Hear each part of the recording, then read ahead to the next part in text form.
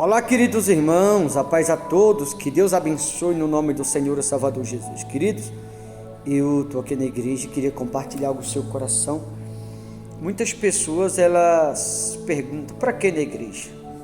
Não preciso ir na igreja, eu conheço a Bíblia, não preciso congregar, não é necessário, eu oro em casa, eu leio a Bíblia em casa, eu jejuo em casa. Mas eu vou lhe dizer, ele mostra aqui na palavra, que você que assim age, você está completamente equivocado.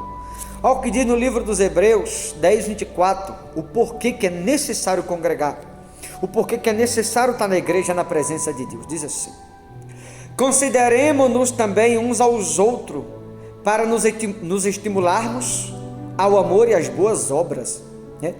Devemos considerar uns aos outros. Considerar quer dizer respeitá-la, porque quando você respeita, você considera um aos outros, como diz a palavra de Deus. A Bíblia diz que nós nos aproximamos do amor de Cristo, para assim vivermos as boas obras. E o que é necessário fazer para viver as boas obras é o amor. O versículo 25: não deixemos de congregar. Por que não devemos deixar de congregar? Porque quando você é alguém que tem um compromisso com Deus, uma aliança com Deus, quando você é alguém que congrega e não desiste da fé, quando você não abre mão da fé a qual Deus te deu, aí você passa a viver as boas obras na sua vida.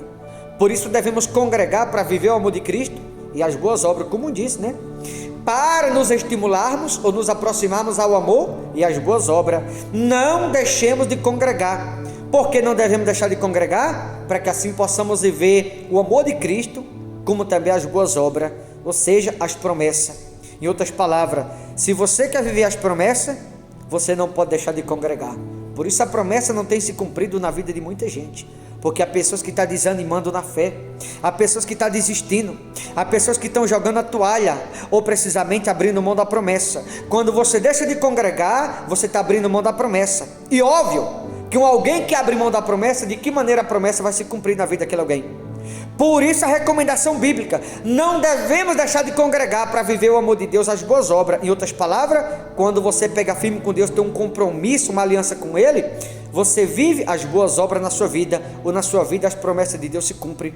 Agora, quando você deixa de congregar, você está abrindo mão das promessas de Deus, e assim as promessas não poderão se cumprir. E continuou ainda no 25 dizendo assim: nós que como é costume de alguns, né? Antes façamos as demonstrações, e tanto mais quanto vedes que o dia se aproxima. Ou seja, há uma série de fatores de recomendação para que não deixamos de congregar. Primeiro, que se deixamos de congregar, a promessa não vai se cumprir na vida daquele alguém. Quando alguém deixa de congregar, ela vai ficar sem instrução. E obviamente que se deixa de congregar, vai se afastar de Deus. Ela não poderá ser instruída. Então, ela não podendo ser instruída, ela não pode viver as promessas. E o fato de alguém deixar de congregar, a Bíblia recomenda que a gente tem que se aproximar e não se afastar de Deus. Por quê? Porque o dia se aproxima. Digo mais: quando alguém se afasta de Deus deixando de congregar, olha o versículo 26: porque se vivemos deliberadamente em pecado, depois de termos recebido pleno conhecimento da verdade, já não resta sacrifício pelos pecados. Sabe aquele alguém que diz assim: eu já conheço a Bíblia, não preciso mais na igreja. Eu já conheço a Bíblia, não preciso congregar mais, eu não preciso estar na igreja todo dia. Eu vou lhe dizer, se você for na igreja todo dia, ainda é pouco, precisa se esforçar mais. Se você puder, vai de manhã, à tarde e à noite, e ainda não é o bastante. Sabe por quê? Nunca é muito aprender de Deus. Mas observe o 26: porque se vivemos deliberadamente em pecado, depois de termos recebido o pleno conhecimento da verdade, já não resta sacrifício pelos pecados. Em outras palavras, quando alguém está na presença de Deus andando errado, após conhecer a verdade, ou alguém um dia conheceu a verdade e se afastou, a Bíblia diz, e a Bíblia não sou eu, capítulo 10, versículo 26, que já não resta mais perdão para os pecados desse alguém.